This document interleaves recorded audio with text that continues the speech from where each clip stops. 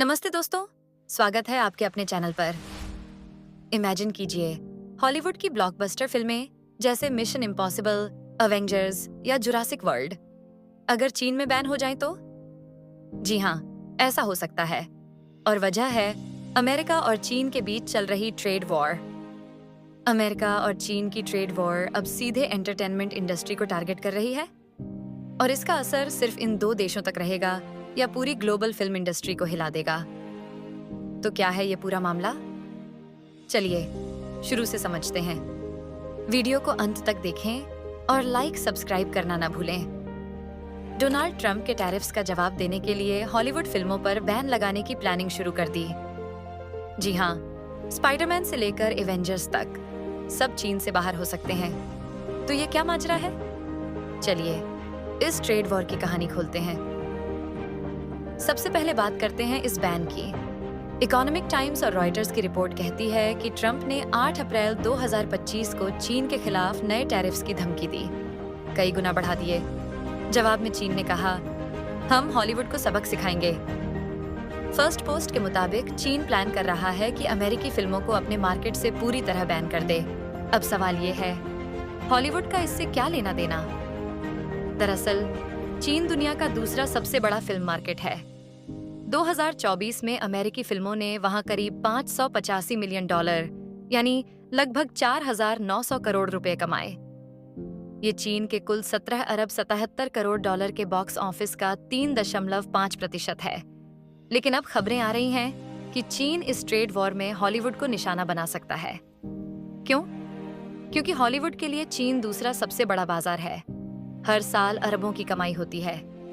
मिसाल के तौर पर अवतार और एवेंजर्स ने वहां अमेरिका से भी ज्यादा कमाया था। अब हॉलीवुड की हालत देखो। हॉलीवुड रिपोर्टर की खबर है कि डिज्नी, वार्नर ब्रदर्स, यूनिवर्सल सबके होश उड़े हुए हैं। 10 अप्रैल 2025 को चाइना फिल्म एडमिनिस्ट्रेशन ने भी बयान दिया कि वो अमेरिकी फिल्मों के आयात को मॉडरेटली रिड्यूस करेंगे। उनका कहना है कि ट्रंप के टैरिफ से चीनी दर्शकों का अमेरिकी फिल्मों के प्रति रुझान कम हो रहा है।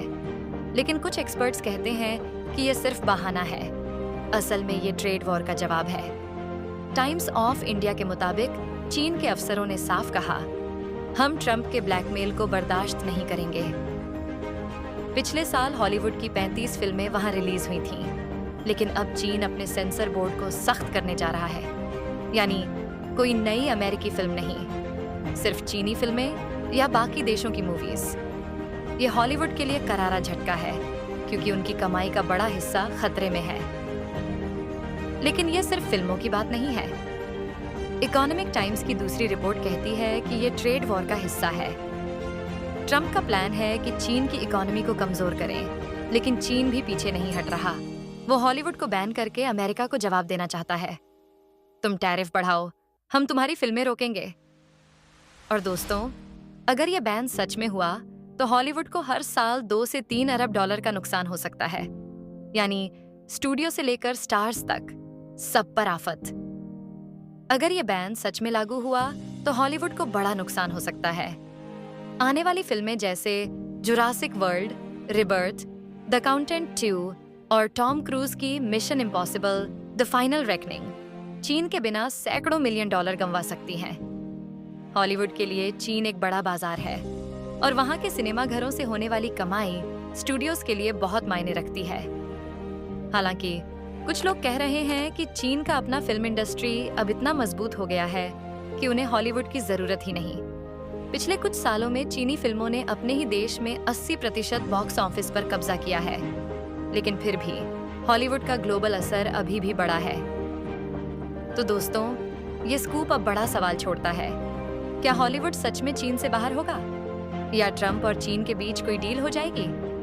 और हाँ, ये स्कूप पसंद आया तो लाइक कर दो, शेयर कर दो और सब्सक्राइब करना ना भूलें। अगले स्कूप में मिलते हैं। तब तक के लिए ये था आपका दोस्त 7 स्कूप।